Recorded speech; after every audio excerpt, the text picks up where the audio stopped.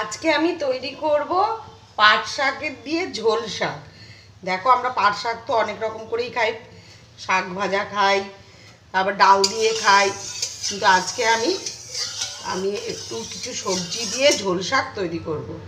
তার জন্য কড়াইতে সর্ষে তেল দিয়ে দিয়েছি, ফোড়নে দেবো একটা তেজপাতা আমি অর্ধেক করে দিয়েছি, আর একটু রাঁধুনি।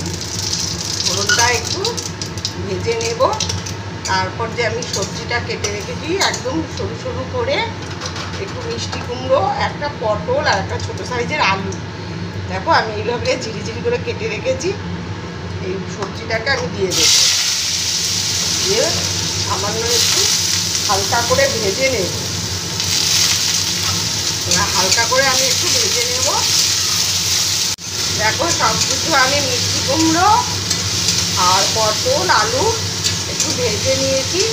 এবার আমি কুচিয়ে রেখেছি, এই যে ধুয়ে কুচিয়ে রেখেছি পাট শাক, এই পাট শাকটাকে দিয়ে দিচ্ছি। আমি পাট শাক দিয়ে দিচ্ছি। পাট শাকটা আবার সবজির সাথে একটু ভেজে নেব। দিয়ে দেবো স্বাদ মতো নুন আর হলুদ। নুন আর হলুদ দিয়ে এবার আবার সব কিছু একটু ভেজে নিয়ে সামান্য একটু জল দিয়ে আমি ঢাকা দিয়ে রেখে দেবো। সব কিছু আমি ভালো করে ভেজে নিয়েছি। এবার আমি সামান্য জল দিয়ে ঢাকা দিয়ে রেখে দেব। জল দিয়ে ঢাকা দিয়ে গ্যাসের ফ্লেমটাকে একদম লোতে রেখে আমি রেখে দেবো।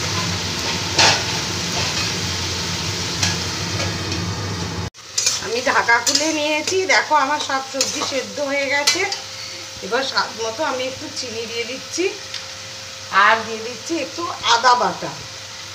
আদা বাটাটা দিলে এই টেস্টটা খুব ভালো হয়। আর শুক্তো শুক্তো, এটা ঝোলার শাক আর শুক্তো শাক বলে এটাকে।